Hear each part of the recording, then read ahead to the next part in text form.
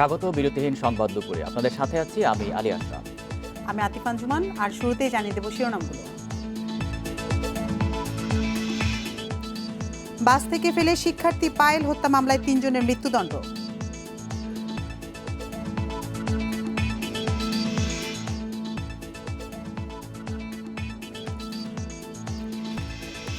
সেচ মৌসুমে ব্যারেজের গেট বন্ধ থাকায় শুকিয়ে বালুচর তিস্তা নদী বাঁচানোর দাবিতে 230 কিলোমিটার মানববন্ধন।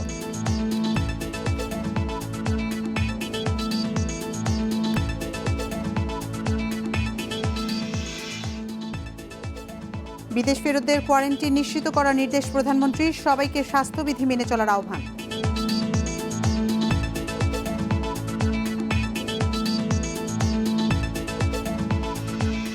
করোনাকালেও পাসপোর্ট অফিসে দালালদের দৌরাত্ম্য, সারা দেশেই এক চিত্র, অভিযোগ করেও মেলে না সমাধান।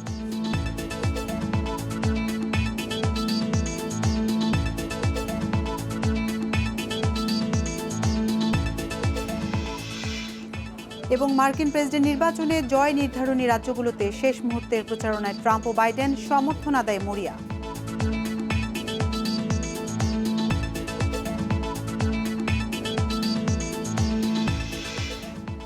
বিরতিহীন সংবাদ দুপুরে শিরোনামগুলো শুনছিলেন, চলে যাচ্ছি পুরো খবরে।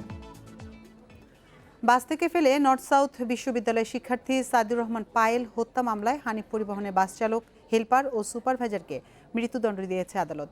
দুপুরে ঢাকা দ্রুত বিচার ট্রাইব্যুনাল 1-এর বিচারক আবু জাফর মোহাম্মদ কামরুজ্জামান এ রায় ঘোষণা করেন। 2018 সালের 21 জুলাই পায়েলকে হত্যা করে সেতুর উপর থেকে মরদেহ ফেলে দেওয়ার অভিযোগ ওঠে হানিফ পরিবহনের বাস চালক, তার সহকারী ও সুপারভাইজারের বিরুদ্ধে। 23 জুলাই মুন্সিগঞ্জ উপজেলার ভাটের চর সেতুর নিচের খাল থেকে উদ্ধার করা হয় মরদেহ। মামলার এজাহারে বলা হয়, হানিফ পরিবহনের বাসে করে চট্টগ্রাম থেকে ঢাকার উদ্দেশ্যে রওনা হয়েছিলেন পায়েল। গজারিয়া এলাকায় গাড়ি থেকে নেমেছিলেন তিনি। দৌড়ে বাসে ওঠার সময় দরজার সঙ্গে ধাক্কা লাগলে জ্ঞান হারান পায়েল। নাকমুখ দিয়ে রক্ত বের হতে দেখে দায় এড়াতে ভাটের চর সেতু থেকে নিচে খালে তাকে ফেলে দিয়ে বাস নিয়ে ঢাকায় আসেন চালক ও সুপারভাইজার।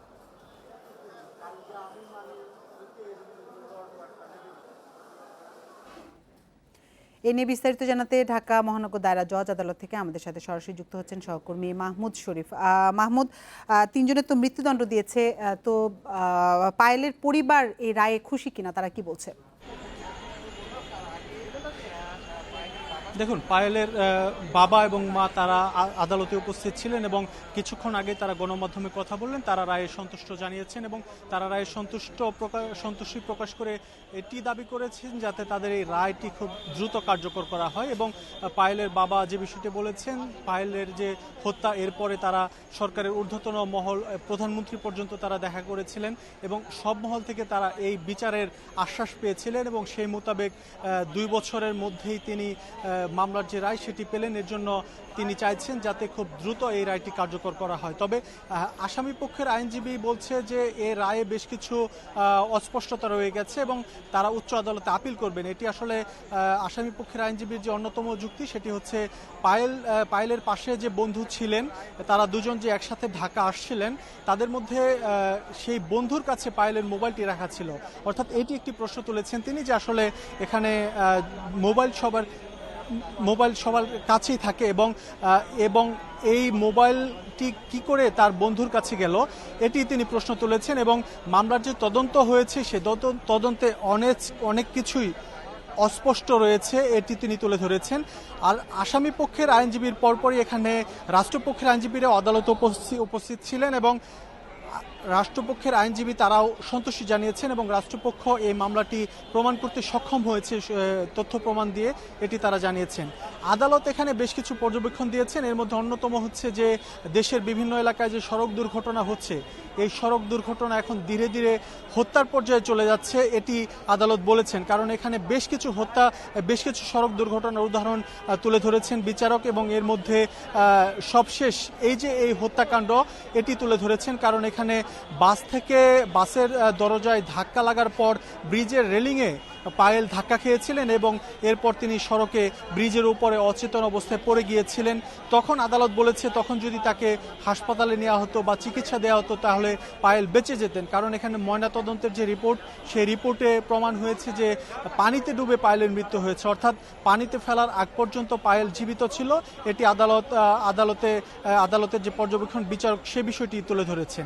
আরেকটি বিষয় হচ্ছে যে এখানে বিচারক আরও বেশ কয়েকটি সুপারিশ তুলে ধরেছেন। এর মধ্যে 4টি সুপারিশ হচ্ছে সড়ক মহাসড়কে বাস চলাচলের আগে প্রত্যেক ড্রাইভার, হেল্পার এবং সুপারভাইজারের ডোপ টেস্ট করা এবং প্রতিটি মহাসড়কে প্রতি 3 কিলোমিটার দূরে দূরে পায়খানা প্রস্রাবের ব্যবস্থা করা, অর্থাৎ বাথরুমের ব্যবস্থা করার সুপারিশ করেছেন এবং এর পাশাপাশি মহাসড়কে ক্লোজ সার্কিট ক্যামেরা বসানোর সুপারিশ করেছেন এবং সড়ক দুর্ঘটনা কমিয়ে আনার জন্য সার্বিকভাবে সকলকে আসলে উদ্যোগী হওয়ার আহ্বান জানিয়েছেন এবং সড়কে যাতে এরকম দুর্ঘটনা যাতে হত্যায় পরিণত না হয় এ বিষয়টিও আদালত বারবার বলেছেন। এবং সবকিছু মিলিয়ে আজকে এই রায়ে পায়েলের পরিবার সন্তুষ্ট জানিয়ে তারা এখন আদালত চত্বর ছেড়ে গেছেন এবং এখানে আমরা সবশেষ যেটি দেখেছি যে বিচারক এই রায়ের যে বর্ণনা বা রায়ের যে বিস্তারিত তুলে ধরা, এটি আসলে 1 ঘন্টার মধ্যেই সবকিছু তিনি তুলে ধরেছেন এবং 3 জনকে মৃত্যুদণ্ড দিয়েছেন। ঢাকা মহানগর দায়রা জজ আদালত প্রাঙ্গণ থেকে সেখানকার সবশেষ তথ্য জানাচ্ছিলেন আমাদের সহকর্মী মাহমুদ শরীফ। সেচ মৌসুমে ব্যারেজের সবকটি গেট বন্ধ থাকায় শুকিয়ে গেছে তিস্তা নদী। নদীর বুকে ছুটে চলা জেলেদের নেই কর্মব্যস্ততা। উপার্জনের পথ বন্ধ হওয়ায় বেকার হয়েছে জেলেরা। এদিকে বাঁধে আশ্রয় নেওয়া 500 পরিবারকে সরে যাওয়ার নোটিশ দিয়েছে পানি উন্নয়ন বোর্ড। তবে দ্রুত পুনর্বাসনের আশ্বাস দিয়েছে স্থানীয় প্রশাসন। রংপুর, দিনাজপুর ও নীলফামারীর 1,11,000 হেক্টর জমিতে সেচ সুবিধায় নির্মাণ করা হয় তিস্তা ব্যারেজ। গত বছর ইরিবোরো চাষে নদীর 2,000 কিউসেক পানি দিয়ে 50,000 হেক্টর জমিতে সেচ সুবিধা দেয়া হয়। তবে ব্যারেজের সবকটি গেট বন্ধ থাকায় বাঁধের ভাটির দিকে ধু ধু বালুচরে পরিণত হয়। চলতি মৌসুমে একই অবস্থা। এতে তিস্তাপাড়ের সহস্রাধিক মৎস্যজীবী বেকার হয়ে পড়েছে। নদী ভাঙনে ভিটেমাটি ও ফসলি জমি হারিয়ে নিঃস্ব হয়ে বাঁধে আশ্রয় নিয়েছে প্রায় 500 পরিবার। সম্প্রতি তাদের সরে যেতে নোটিশ দিয়েছে পানি উন্নয়ন বোর্ড। এরা প্রতি বছরই ভাঙনের শিকার হয় এবং বাঁধে আশ্রয় নেয়। তো আমরা হিসাব করে দেখেছি এরকম আমাদের 40 কিলোমিটার বাঁধের উপরে প্রায় 500 অবৈধ বাড়িঘর রয়েছে। আমরা তাদেরকে ইতিমধ্যে চিঠিও দিয়েছি। এ নিয়ে আতঙ্কে রয়েছে ভিটেমাটি হারা মানুষগুলো। 3-4 মাস পানি থাকে না, তখন আমাদের অনেক কষ্ট হয়, পরিবারের চলা খুব কষ্ট হয়, মাছ পাওয়া যায় না। বাঁধের পাশে এসে আমরা দাঁড়াইছি, আলহামদুলিল্লাহ সরকার যদি আমাদের ক্ষতিপূরণ কোনো কিছু না দেয়, কোনো দোষের বার না নেয়, তাহলে তো আমরা চলতে পারবো না। তবে প্রশাসন বলছে বাঁধে আশ্রয় নেওয়াদের পুনর্বাসনে 8,000 কোটি টাকায় তিস্তা ব্যারেজ উন্নয়ন প্রকল্প গ্রহণ করা হয়েছে। এই প্রকল্পটা অনেকে আছে, আমরা এটা চেষ্টা করতেছি সবাই মিলে, হয়তো বা পাশ হলে আগামী বছর বা পরের বছর স্থায়ীভাবে এই তিস্তা পাড়ে যারা লোকজন আছে তাতে একটা সমাধান হবে। 1990 সালের 5 আগস্ট ব্যারেজের কার্যক্রম চালুর পর উত্তরের অন্যতম একটি পর্যটন কেন্দ্র হিসেবে পরিচিতি পায় Teesta barrage. Independent News desk. Teesta নদীর সুরক্ষা নিশ্চিত করা, ভাঙন ও বন্যা রোধের ব্যবস্থা নিতে নদীর 2 তীরে মানববন্ধন করছেন স্থানীয়রা। তিস্তার প্রবেশমুখ নীলফামারীর ডিমলা উপজেলার পশ্চিম ছাতনাই জিরো পয়েন্ট থেকে রংপুরের তিস্তা ব্রিজের কাউনিয়া হয়ে গাইবান্ধার সুন্দরগঞ্জের হরিপুর ঘাট পর্যন্ত 230 কিলোমিটার এলাকায় বেলা 11টায় শুরু হয়েছে এই মানববন্ধন। তিস্তা বাঁচাও নদী বাঁচাও সংগ্রাম পরিষদের আয়োজিত এই কর্মসূচি চলবে বেলা 1টা পর্যন্ত। ইনি আরও জানাতে রংপুর থেকে যোগ দিচ্ছেন সহকর্মী নজরুল ইসলাম। নজরুল, মানববন্ধনে লোক সমাগম কেমন হয়েছে আর যারা অংশ নিয়েছেন তাদের দাবিগুলো কি কি? দেখুন, আসলে 4 থেকে 5 লাখ লোক কিন্তু এই মানববন্ধনে অংশগ্রহণ করেছিলেন, অর্থাৎ রংপুর, লালমনিরহাট, কুড়িগ্রাম, গাইবান্ধা সহ এই 5 ডিস্ট্রিক্টের সাধারণ মানুষ কিন্তু এই তিস্তা বাঁচাও নদী বাঁচাও, অর্থাৎ এটি হচ্ছে আসলে তাদের দাবি। আরেকটি দাবি রয়েছে তাদের বেড়িবাঁধ, অর্থাৎ 145 কিলোমিটার যে বেড়িবাঁধ রয়েছে, আমি যদি একটু দেখাই, এই বেড়িবাঁধটি কিন্তু তারা যদি টেকসই মজবুত আকারে যদি স্থাপন করা হয় তাহলেই হয়তো বা নদীর পাড়ে যারা নিম্ন অঞ্চলের অঞ্চলের এবং চর অঞ্চলের মানুষ তারা কিন্তু বেঁচে যাবেন। অর্থাৎ যখনই নদীতে পানি জমে যায়, অর্থাৎ 145টি যে 144টি যে গেট রয়েছে অর্থাৎ ডালিয়া পয়েন্টে, এই গেটগুলি যখন খুলে দেওয়া হয় তখন কিন্তু রংপুরের 4 জেলায় কিন্তু পানিতে ভরে যায়, থই থই হয়ে যায়। আজকে আপনারা জানেন যে গত কয়েকদিন আগে অর্থাৎ 26শে সেপ্টেম্বর রংপুরের যে বন্যাটি হয়েছিল অর্থাৎ বৃষ্টিপাতের যে হয়েছিল সেটি হচ্ছে 433 মিলিমিটার। এটিতে কিন্তু সমস্ত এলাকা কিন্তু তলিয়ে গিয়েছিল। এই আসলে এটি কিন্তু একটাই কারণটা হচ্ছে যে বেড়িবাঁধের যে অংশবিশেষ এটি কিন্তু বাঁধা ছিল না থাকার কারণে এই ক্ষতিগ্রস্ত হয়েছে। তবে আরেকটা বিষয় জানি রাখি যে এই কারণে কিন্তু রংপুরের যে 145 হেক্টর জমির ফসল যে নষ্ট হয়েছে এটি কিন্তু আসলে সাধারণ মানুষের তথ্য অনুযায়ী সরকার হিসেবে আমরা যেটা জানতে পেরেছি যে 115 হেক্টর জমিতে যে ফসল রয়েছে এটি নষ্ট হওয়ার কারণে কিন্তু এই আজকের যে দাবি, এই মানববন্ধন সেটি কিন্তু করছে একটা পর্যন্ত। এটি কিন্তু যেটি যে অর্থাৎ নদী বাঁচাও তিস্তা বাঁচাও এই সংগ্রাম পরিষদের আয়োজনে যে মানববন্ধনটি হয়েছে এটি কিন্তু আসলে 230 কিলোমিটারের খণ্ড খণ্ড এলাকা অর্থাৎ 85টি এলাকায় স্থানে কিন্তু এই মানববন্ধনকে তারা রক্ষা পাবে এটি আসলে বলবার চেষ্টা করেছে। আরেকটা বিষয় জানি নাকি যে যেসব ফসল নষ্ট হয়েছে পানি উন্নয়ন বোর্ডের তারা দায়ী করছেন। পানি উন্নয়ন বোর্ড আসলে তারা কিন্তু বেড়িবাঁধের জন্য যে চেষ্টা করছেন এটি কিন্তু সরকারের কাছে তারা এটনিকে যে একটা আলোচনা করেছেন এবং তারা যে দাবি আদায়ের যে সব কাগজপত্র তাকে দাখিল করেছেন এটি আসলে পানি উন্নয়ন বোর্ড থেকে বলা হচ্ছে। রংপুর থেকে জানাচ্ছিলেন সহকর্মী নজরুল ইসলাম। করোনার দ্বিতীয় ঢেউ মোকাবেলায় বিদেশ ফেরতদের কোয়ারেন্টাইন নিশ্চিত করার পাশাপাশি বিমানবন্দর সহ সব স্থলবন্দরে করোনা পরীক্ষা জোরদার করার নির্দেশ দিয়েছেন প্রধানমন্ত্রী শেখ হাসিনা। ইউরোপ আমেরিকায় করোনার দ্বিতীয় ঢেউয়ের কথা উল্লেখ করে দেশের সবাইকে স্বাস্থ্যবিধি মেনে সুরক্ষিত থাকার আহ্বান জানান প্রধানমন্ত্রী। সকালে বঙ্গবন্ধু জাতীয় যুব দিবসের অনুষ্ঠানে অনলাইনে যুক্ত হয়ে এসব কথা বলেন শেখ হাসিনা। রোববার রাজধানীর ওসমানী স্মৃতি মিলনায়তনে বঙ্গবন্ধু জাতীয় যুব দিবসের অনুষ্ঠানে গণভবন থেকে ভিডিও কনফারেন্সে যুক্ত হন প্রধানমন্ত্রী। যুব কর্মসংস্থানে বিশেষ অবদান রাখায় দেশের ২৬ জন ব্যক্তিকে বঙ্গবন্ধু জাতীয় যুব দিবসে পুরস্কৃত করা হয় অনুষ্ঠানে। প্রধানমন্ত্রী তার বক্তব্যে যুব সমাজকে দক্ষ ও স্বাবলম্বী করতে সারা দেশে সরকারের নেওয়া প্রশিক্ষণ ও ঋণ সহ নানামুখী উদ্যোগের কথা তুলে ধরেন। চাকরি খোঁজার বদলে পড়াশোনা শেষ করে যুবকদের উদ্যোক্তা হওয়ার আহ্বান জানান শেখ হাসিনা। এই লক্ষ্যে উপযুক্ত পরিবেশ ও ক্ষেত্র প্রস্তুত করছে সরকার জানান তিনি। শুধু একটু দুই পাতা পড়ি চাকরির পিছনে ছুটোছুটি না, নিজেরা কাজ করে আরও 10 জনকে চাকরি যেন দিতে পারে সেই ধরনের চিন্তাভাবনা নিয়েই কিন্তু আমরা পদক্ষেপ নিচ্ছি। যে কারণে আমাদের যেমন আওয়ামী লীগের যে রিসার্চ সেন্টার সেখান থেকে আমাদের ব্যবস্থা নিয়েছি, যেমন ইয়াং বাংলা তারা স্টার্ট আপ প্রোগ্রাম করে ট্রেনিং দিয়ে সকলের হাতে আধুনিক প্রযুক্তি তুলে দিয়ে তাদেরকে এগিয়ে দিচ্ছে সামনের দিকে।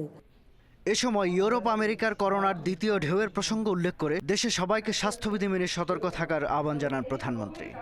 যখন কারোর সাথে মিশবেন বা কোনো জনসমাগম বা মার্কেটে যাবেন বা কোথাও যাবেন তখন অবশ্যই মাস্ক ব্যবহার করে নিজেকে সুরক্ষিত করবেন, অপরকেও সুরক্ষিত করবেন এবং সবাই একটা নিয়ম মেনে চলবেন যাতে করে আমরা এই করোনা ভাইরাস থেকে যেভাবে আমরা মানুষকে রক্ষা করছি সেটা রক্ষা করতে পারি।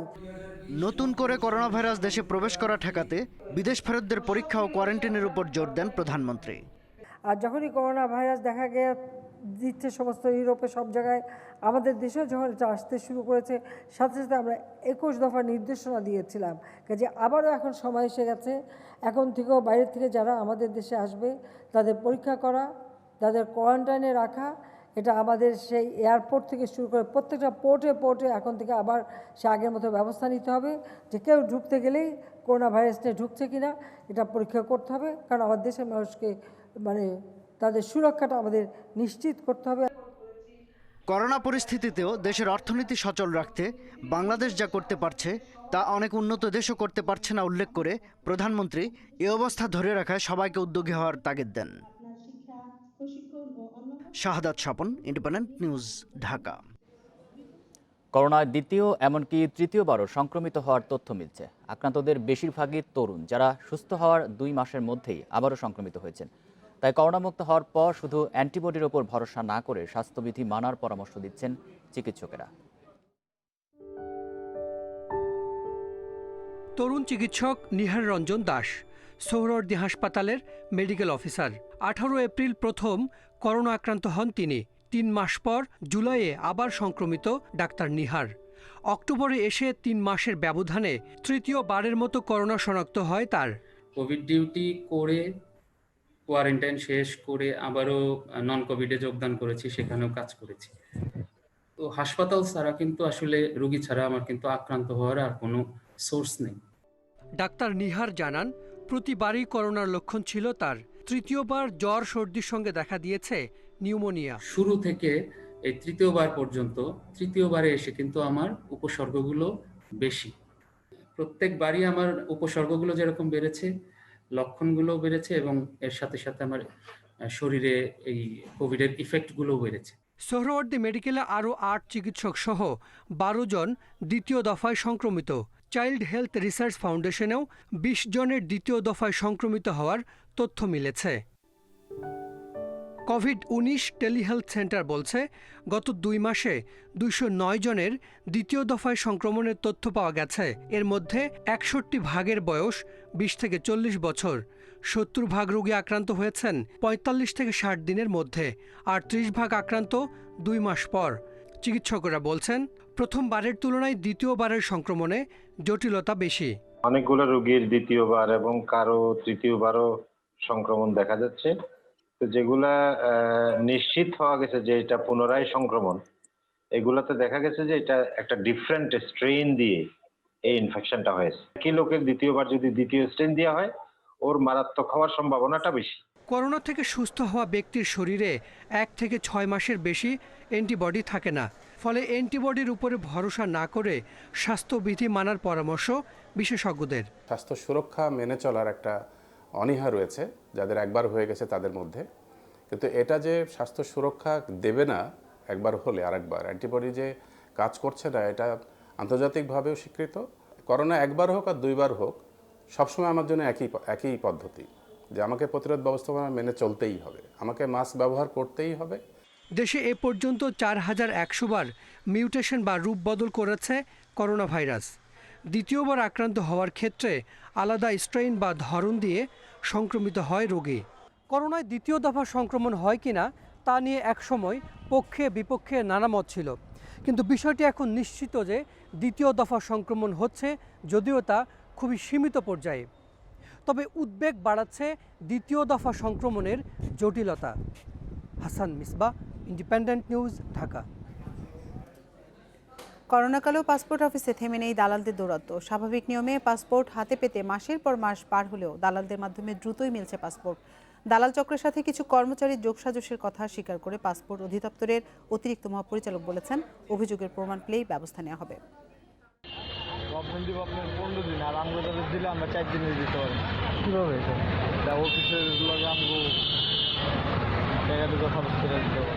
আগারগাঁও পাসপোর্ট অফিসের আশপাশে দালাল চক্রের অবস্থান নতুন নয়। ফটোকপির দোকান বা স্টুডিও ঘিরে পরিচালিত হচ্ছে দালালদের কর্মযজ্ঞ। কেউ আসলে তো ফর্ম টর্ম ফিল আপ করে যা যা দরকার করে দেয়। সরকার নির্ধারিত ফির চেয়ে বেশি টাকা দিলেই স্বাভাবিক সময়ের চেয়ে অনেক আগে মিলবে পাসপোর্ট। দালাল চক্রের এই সদস্যের বক্তব্যের সত্যতাও মিলল পাসপোর্ট করতে আসা অনেকের সাথে কথা বলে।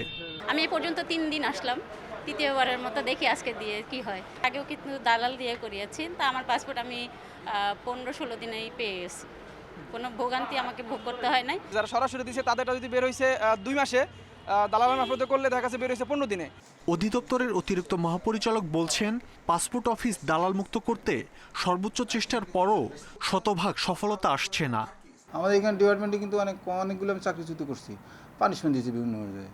আমি এখানে আমার 100 ভাগ সবাই যে স্বচ্ছতার সঙ্গে কাজ করতেছে আমি এটা ক্লেম করি না, কিন্তু কথা হলো যে দুষ্টু যারা ধরা পড়ছে, দুষ্টু ধরা পড়লে আমরা পানিশমেন্ট দেবো।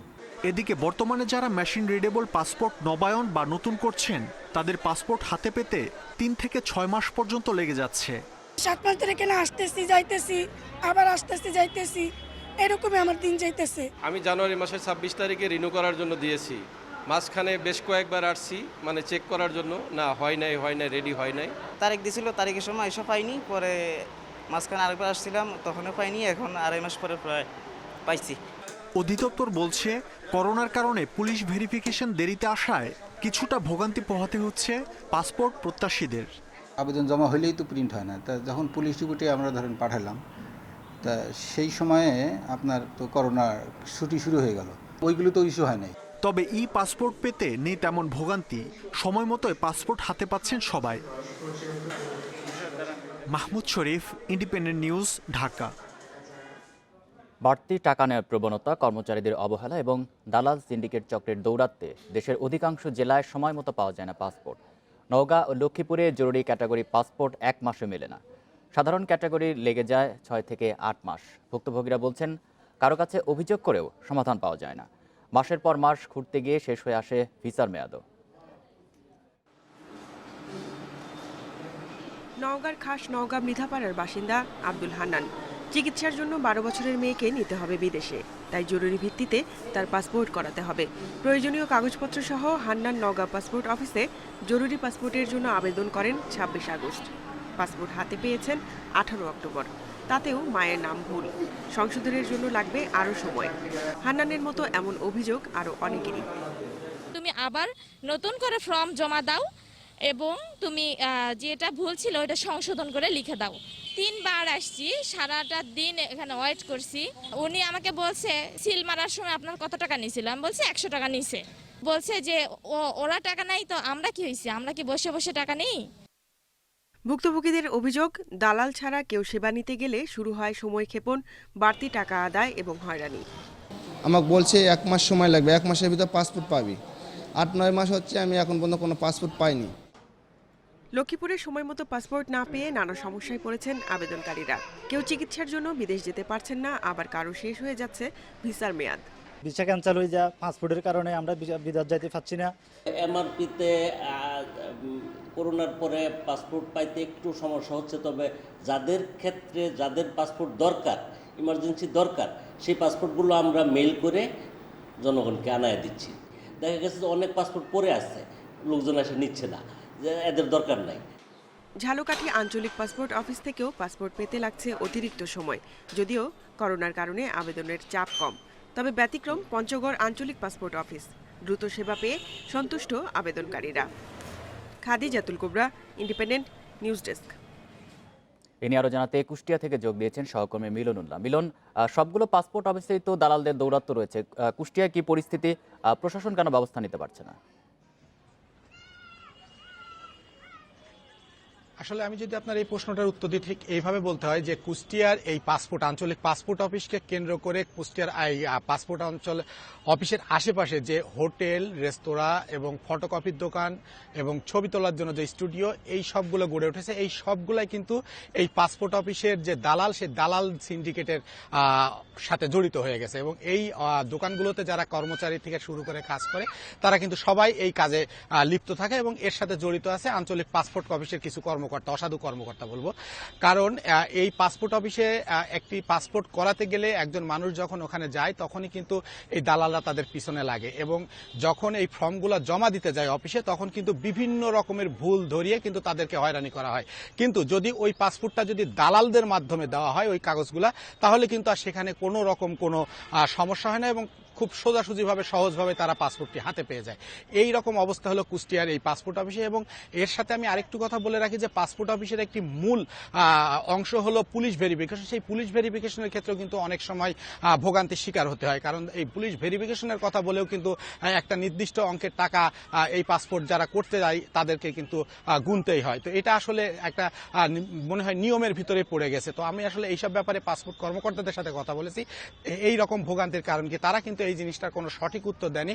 তারা বলেছে যে পাসপোর্ট পেতে যে দেরি হয়, এটার মূল কারণ হিসেবে তারা বলছে তাদের লোকবল সংকট এবং ঢাকা থেকে তাদের যে পাসপোর্ট প্রিন্ট হয়ে আসে সেই রকম একটি সমস্যার কারণে তারা পাসপোর্ট দিতে দেরি হয়। তো এই ছিল আমার কাছে মোটামুটি কুষ্টিয়ার পাসপোর্ট অফিসের সর্বশেষ সংবাদ। কুষ্টিয়া থেকে জানাচ্ছিলেন সহকর্মী মিলনুল্লাহ। ভারত থেকে আসা আকস্মিক পাহাড়ি ঢল ও ভারী বৃষ্টিতে ফুলগাজীতে মুহুরী নদীর বন্যা নিয়ন্ত্রণ বাঁধ ভেঙে প্লাবিত হয়েছে বেশ কয়েকটি গ্রাম। এতে ডুবে যায় ফসল ও মাছ, পানিবন্দী হাজার খানেক মানুষ। গতরাত থেকে পানির চাপ বেড়ে যাওয়ায় বাঁধের বেশ কয়েকটি জায়গায় ভাঙন দেখা দেয়। ফুলগাজীর উত্তর দৌলতপুর গ্রাম, মুহুরী নদীর স্রোত ভাসিয়ে নিয়ে যাচ্ছে সবকিছু। শনিবার দুপুর থেকেই ভারত থেকে নেমে আসা ঢলে মুহুরী নদীর পানি বিপদসীমা অতিক্রম করে। পানির চাপে রাত ৯টার দিকেই ফুলগাজী উত্তর দৌলতপুর গ্রামে বন্যা নিয়ন্ত্রণ বাঁধে ভাঙন দেখা দেয়। শনিবার রাত 11টার দিকে ভাঙন তীব্র হলে দ্রুত নদীর পানি ঢুকে পড়ে আশপাশের 4টি গ্রামে।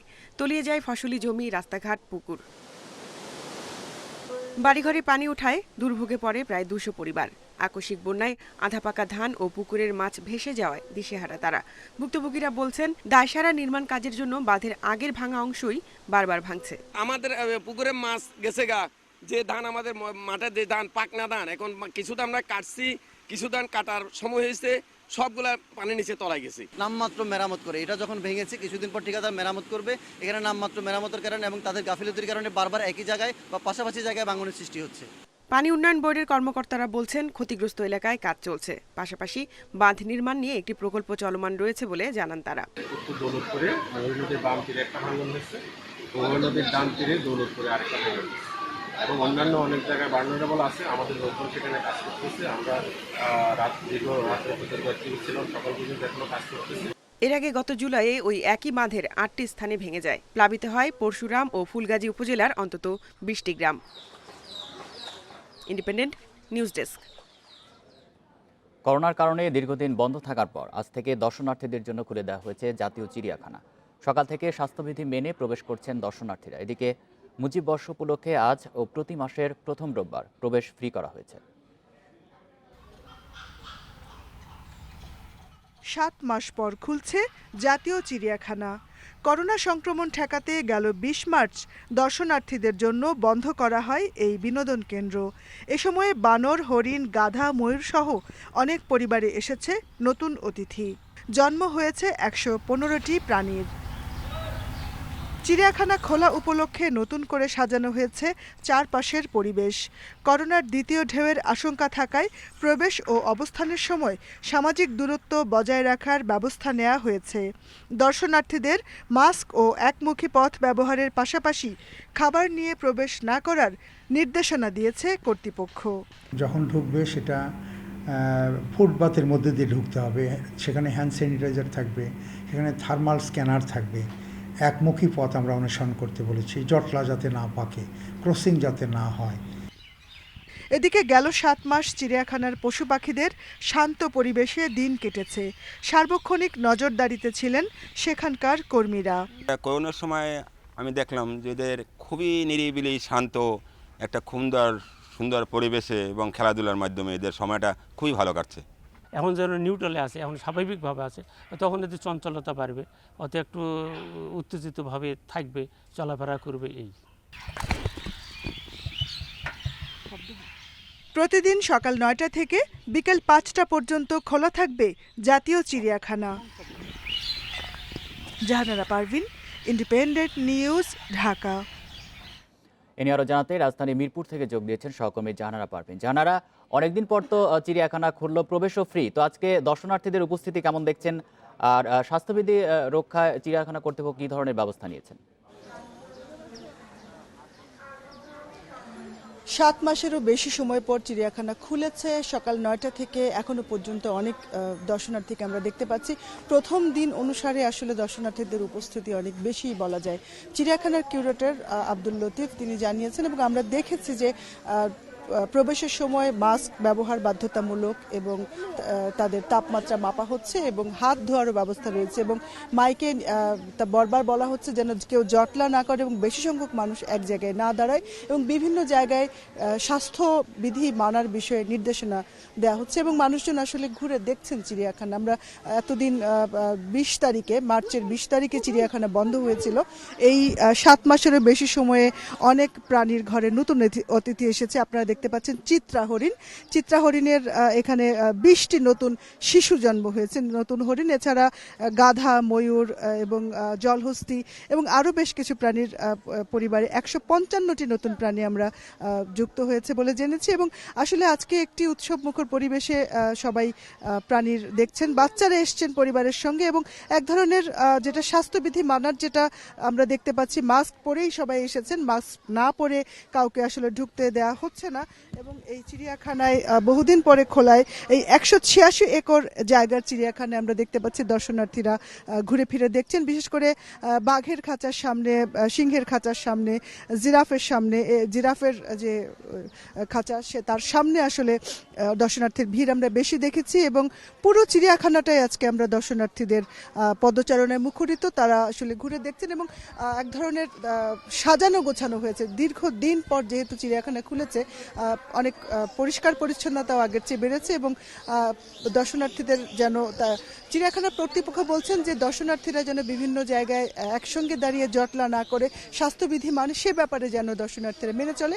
আর প্রথম দিন যেহেতু আজকে প্রবেশ মূল্য নেওয়া হয়নি, 2021 সালের মার্চ পর্যন্ত প্রতি রবিবার সবার জন্য প্রবেশ মূল্য ফ্রি করা হবে, এরকম একটা ঘোষণা দেওয়া হয়েছে। এবং আজ আমরা দেখতে পেয়েছি যে অনেক দর্শনার্থী খুব সন্তোষ প্রকাশ করেছেন। তারা এই যে বিনামূল্যে যে প্রবেশ করেছেন এবং বিনামূল্যে অনেকে সপরিবারে এসছেন, কেউ 10 জন 12 জন নিয়ে এসছেন এবং যেহেতু দীর্ঘদিন পর খুলেছে, মার্চের 20 তারিখে বন্ধ হয়েছিল এবং এই দীর্ঘ সময়ে এই প্রাণীরা খুব নিরিবিলি পরিবেশে শান্তিপূর্ণভাবে ছিলেন বলে জানিয়েছেন এখানকার কর্মীরা।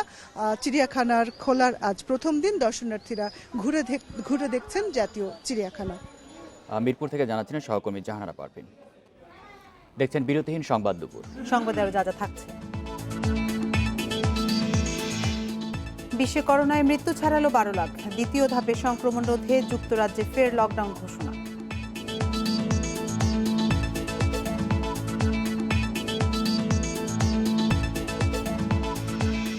পূর্ণাঙ্গ কোচিং স্টাফের অধীনে ফুটবলারদের অনুশীলন, অল্প সময়ে সেরা প্রস্তুতি চ্যালেঞ্জের মত জেমির।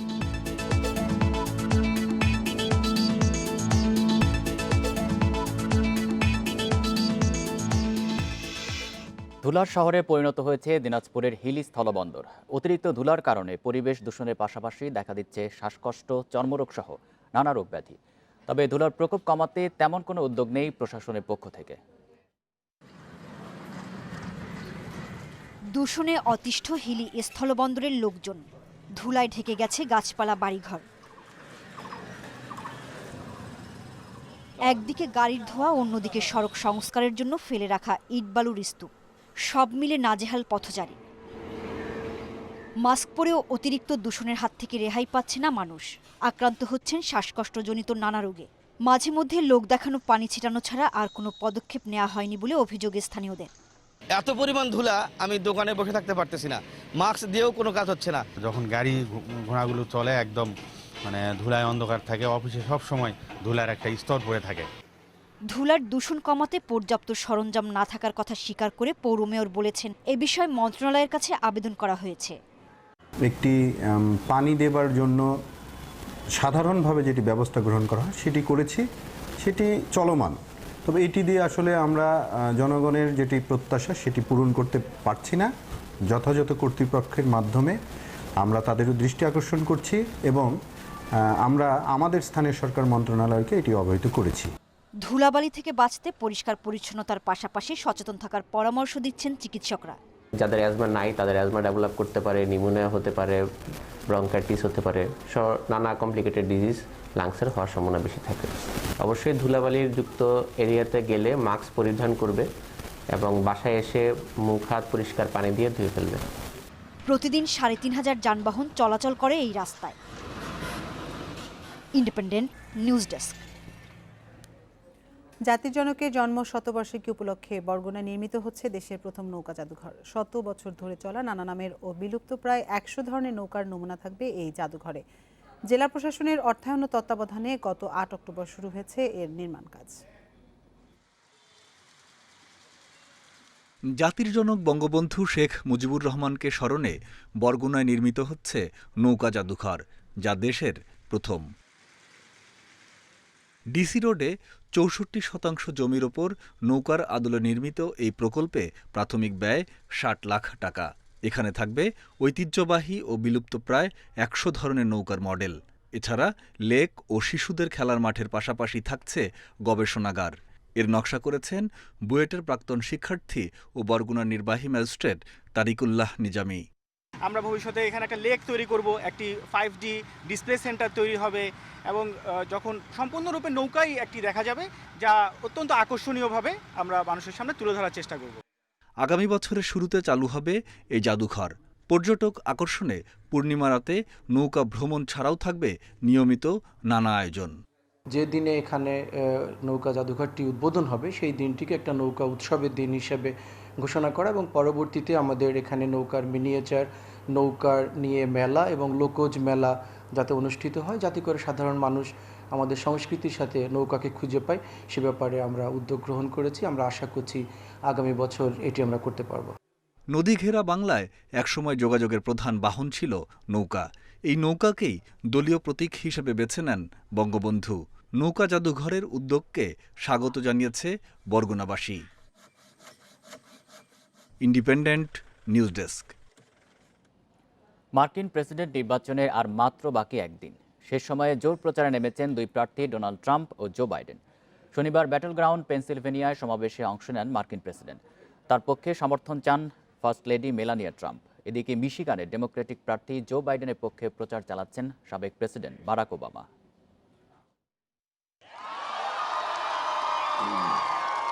দরজায় কড়া নাড়ছে মার্কিন প্রেসিডেন্ট নির্বাচনের ভোট গ্রহণ। হাতে সময় একদমই নেই, তাই গুরুত্বপূর্ণ রাজ্যে প্রচারে ব্যস্ত দুই প্রার্থী ট্রাম্প ও বাইডেন। নির্বাচনের অন্যতম ব্যাটল গ্রাউন্ড পেনসিলভেনিয়ায় শনিবার সমাবেশে যোগ দেন মার্কিন প্রেসিডেন্ট। তার হয়ে পেনসিলভেনিয়া, উইসকনসিনে সমাবেশে যোগ দিয়ে সমর্থন চান মার্কিন ফার্স্ট লেডি মেলানিয়া ট্রাম্প। এ সময় ডোনাল্ড ট্রাম্পের নেতৃত্বে মার্কিন প্রতিরক্ষা বাহিনী অনেক বেশি শক্তিধর হয়েছে বলে দাবি করেন তিনি। এদিকে মিশিগানে ডেমোক্রেটিক প্রার্থী জো বাইডেনের পক্ষে প্রচার চালান সাবেক প্রেসিডেন্ট বারাক ওবামা। ট্রাম্পের শাসনামলে যুক্তরাষ্ট্র বিশৃঙ্খলার দিন পার করেছে বলে মন্তব্য করেন তিনি। আমি খুব ভালো করে জানি প্রেসিডেন্ট ট্রাম্প আমার মতো করে ভাবেন না। আমার দূরদর্শিতা তিনি অনুসরণ করবেন তাও আমি আশা করিনি, কিন্তু একজন প্রেসিডেন্ট হিসেবে তিনি কিছুটা হলেও দায়িত্বশীল আচরণ করবেন এমনটা আশা করেছিলাম। একটি দেশকে সঠিকভাবে নেতৃত্ব দেওয়ার সব যোগ্যতা জো বাইডেনের রয়েছে। কমলাকে সাথে নিয়ে বাইডেন প্রত্যেক আমেরিকানের জন্য লড়াই করে যাবেন। এর আগে করোনা মোকাবিলায় সামনের সারিতে থাকা চিকিৎসক ও স্বাস্থ্যকর্মীদের সমালোচনা করেন ট্রাম্প। বলেন, করোনায় মৃত্যু হলে তা থেকে লাভবান হন চিকিৎসকেরা। অন্যদিকে বিপরীত বার্তা দিয়েছেন বাইডেন। করোনা মোকাবিলায় ঐক্যবদ্ধভাবে লড়াইয়ে প্রতিশ্রুতি তার। দেশজুড়ে জনপ্রিয়তায় ট্রাম্পের চেয়ে এগিয়ে বাইডেন।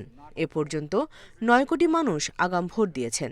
এর মধ্যে সরাসরি পড়েছে 3 কোটি 20 লাখ ভোট। করোনা আতঙ্কে ডাকযোগে ভোট দিয়েছেন 5 কোটি 70 লাখ মানুষ। Nusrat Serin, independent news.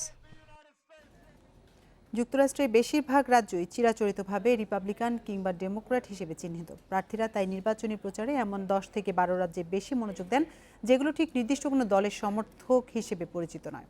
Battle ground নামে পরিচিত এসব রাজ্যে জয় পেতে পারে যে কোনো দলই, আর এগুলোতে জয় পরাজয় নির্ধারণ করে কে হতে যাচ্ছেন পরবর্তী মার্কিন প্রেসিডেন্ট। 1845 সাল থেকে নভেম্বরের প্রথম মঙ্গলবার মার্কিন প্রেসিডেন্ট নির্বাচনে ভোট হয়ে আসছে। এর আগে অঙ্গরাজ্যগুলো পছন্দ মতো দিনে ভোট নিত, কিন্তু এর ফলে বিশৃঙ্খলা দেখা দিত। তা ঠেকাতে পরে সিদ্ধান্তে পরিবর্তন আনা হয়। আর সবচেয়ে গুরুত্বপূর্ণ যেটা, দূর দূরান্তের মানুষকে পর্যাপ্ত সময় দিতে ভোটের জন্য বেছে নেওয়া হয় মঙ্গলবারকে। মার্কিন প্রেসিডেন্ট নির্বাচনে ডেমোক্রেটদের প্রতীক গাধা আর রিপাবলিকানদের হাতি। যুক্তরাষ্ট্র নির্বাচনের ইতিহাসে দেখা গেছে বেশিরভাগ অঙ্গরাজ্যই নির্দিষ্ট কোনো রাজনৈতিক দলের পক্ষে থাকে। নির্বাচনে রিপাবলিকানদের দুর্গ হিসেবে পরিচিত অঙ্গরাজ্যগুলোকে বলা হয় রেড স্টেট বা লাল রাজ্য। ডেমোক্রেট অধ্যুষিত স্টেটগুলোকে বলা হয় ব্লু স্টেট বা নীল রাজ্য। কিন্তু হাতে গোনা কিছু অঙ্গরাজ্য আছে যে রাজ্যগুলোর ভোট প্রার্থীদের কারণে যে কোনো শিবিরে যেতে পারে। এগুলোই মার্কিন নির্বাচনের ব্যাটল গ্রাউন্ড বা নির্বাচনী রণক্ষেত্র, যা বেগুনি রাজ্য হিসেবে পরিচিত। নির্বাচনী সময়সূচির মধ্যে যে কোনো সময় এই ব্যাটল গ্রাউন্ড ভোটের অঙ্কই বদলে দিতে পারে। গত কয়েকটি প্রেসিডেন্ট নির্বাচনে এই অঙ্গরাজ্যগুলোর দোদুল্যমান ভোট প্রেসিডেন্ট প্রার্থীর জয় পরাজয় নিশ্চিতের জন্য যেগুলো খুব গুরুত্বপূর্ণ ভূমিকা রেখেছিল রাজ্যগুলো, তার মধ্যে রয়েছে ফ্লোরিডা, মিশিগান, ওহাইও, পেনসিলভেনিয়া সহ 12 রাজ্য। গত 4টি মার্কিন নির্বাচন বিশ্লেষণ করে দেখা গেছে এবারের নির্বাচনে গুরুত্বপূর্ণ সুইং স্টেট হতে পারে অ্যারিজোনা, মিশিগান সহ 4 রাজ্য। হিসেব পাল্টে দিতে পারে অ্যারিজোনা, পেনসিলভেনিয়া এবং উইসকনসিন।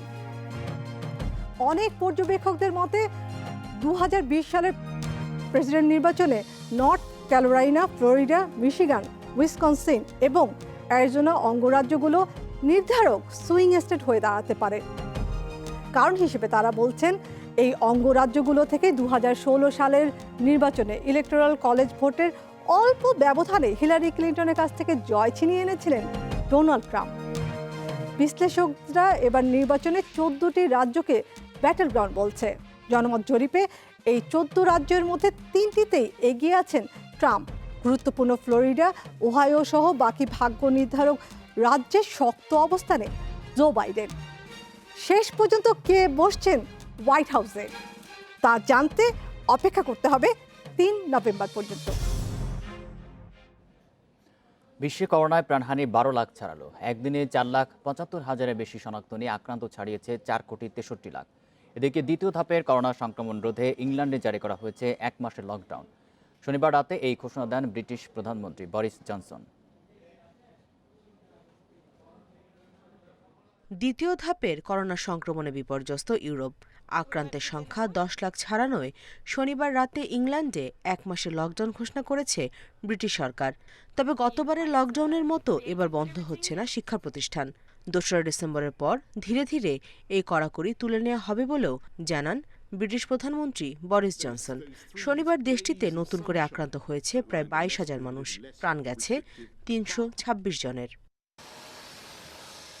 1 মাসের জন্য আংশিক লকডাউন ঘোষণা করেছে অস্ট্রিয়া। লকডাউন এড়িয়ে গেলেও সংক্রমণ রোধে কড়াকড়ি বাড়িয়েছে পর্তুগাল। প্রয়োজন ছাড়া বাড়ির বাইরে বের না হওয়ার পাশাপাশি 5 জনের বেশি মানুষের জমায়েতে দেয়া হয়েছে নিষেধাজ্ঞা। রোগীর ঢল সামলাতে হিমশিম খাচ্ছে বসনিয়ার হাসপাতালগুলো। ইউরোপে সংক্রমণ রুখতে বিধিনিষেধ ও কড়াকড়ি আরোপ করায় সরকারের সিদ্ধান্তের বিরুদ্ধে বিক্ষোভ চলছে ইতালি, স্পেন সহ বেশ কিছু দেশে। একদিনে সবচেয়ে বেশি আক্রান্ত ও মৃত্যু হয়েছে যুক্তরাষ্ট্রে। শনাক্ত হয়েছে 86,000-এর বেশি আর মৃত্যু হয়েছে 9 শতাধিকের। মেক্সিকোতে রোববার 6,000-এর বেশি শনাক্ত নিয়ে আক্রান্তের সংখ্যা 9,24,000-এর বেশি।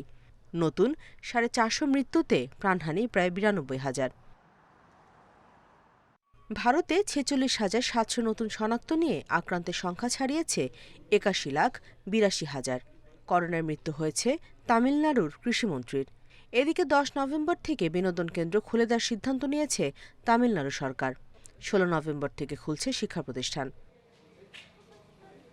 এদিকে রোববার চীনে নতুন করে 24 জনের শরীরে মিলেছে ভাইরাস। কর্তৃপক্ষ বলছে এর মধ্যে 21 জনই দেশের বাইরে থেকে আগত। Nusrat Serin, independent news. নেপাল ম্যাচের আগে হাতে থাকা অল্প সময়ের মধ্যে সেরা প্রস্তুতি নেওয়া চ্যালেঞ্জের মনে করছেন হেড কোচ জেমি ডে। প্রথমবার পূর্ণাঙ্গ কোচিং স্টাফের অধীনে আজ অনুশীলন করেছে জাতীয় ফুটবল দল। গতকালই করোনা টেস্টে নেগেটিভ রিপোর্ট হাতে পেয়েছেন জেমি। ক্যাম্পে থাকা 34 ফুটবলারকে নিয়ে বঙ্গবন্ধু স্টেডিয়ামে 2 ঘন্টার অনুশীলন পর্বে যোগ দিয়েছিলেন সহকারী কোচ স্টুয়ার্ট ওয়াটকিস ও নতুন গোলকিপিং কোচ লেস ক্লিভলি। নিয়মিত ফিটনেস সেশনের পাশাপাশি স্কিল নিয়ে কাজ হয়েছে। নেপালের বিপক্ষে জয় পরাজয় ছাপিয়ে শিষ্যদের ফিটনেস কাঙ্ক্ষিত পর্যায়ে আনার লক্ষ্য জেমির।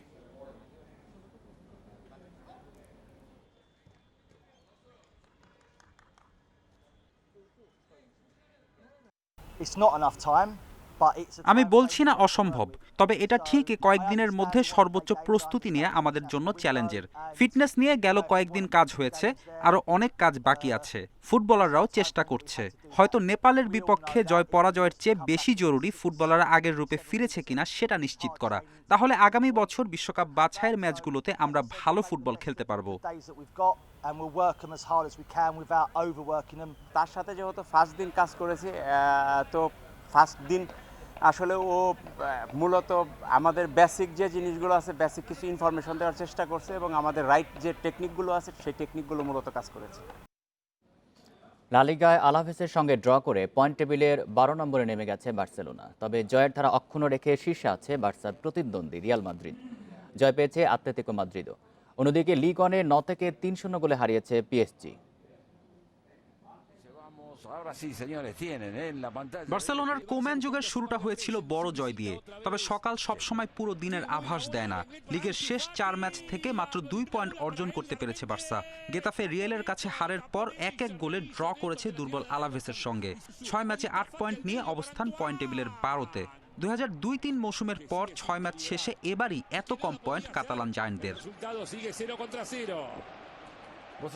আলাভেসের সঙ্গে জয়বঞ্চিত হবার পেছনে বড় দায় বার্সা গোলরক্ষকের। পিকের সাধারণ ব্যাক পাসে হাস্যকর ভুল করেন নেটো।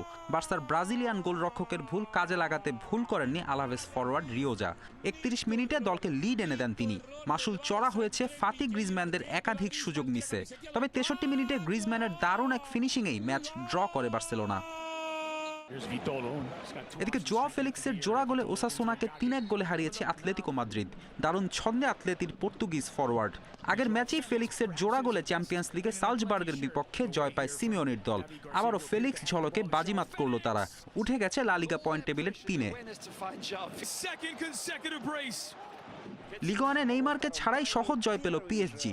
নতের বিপক্ষে শুরু থেকে আধিপত্য লা পারিসিয়ানদের। হেরারা এমবাপের গোলের পর স্কোর লাইনে নাম লিখিয়েছে নেইমারের অবর্তমানে সুযোগ পাওয়া সারাবিয়া। 3-0 গোলের জয় পয়েন্ট টেবিলের শীর্ষে অবস্থান করছে থমাস টুখেলের দল। ফেরদৌস ইসলাম, ইন্ডিপেন্ডেন্ট নিউজ। সর্বতমঙ্গল রাধে গানের সত্ত্ব নিয়ে জটিলতা কাটছে না। আইপিডিসি তা বাতিল চাইলেও তা বহালের দাবিতে অনড় সরলপুর। তবে শিল্পী গবেষকেরা একে কীর্তনধারার গান বলে মানছেন। আর কপিরাইট অফিস বলছে বিষয়টির ফয়সালা করতে সঙ্গীত বিশেষজ্ঞদের দ্বারস্থ হবেন তারা। আর এই ছিল 1 ঘন্টা বিরতিহীন সংবাদ দুপুরের আজকের আয়োজন। ইন্ডিপেন্ডেন্ট টেলিভিশনের সব খবরের আরো বিস্তারিত জানতে চোখ রাখুন ফেসবুক, ইউটিউব এবং টুইটারে। ধন্যবাদ সবাইকে।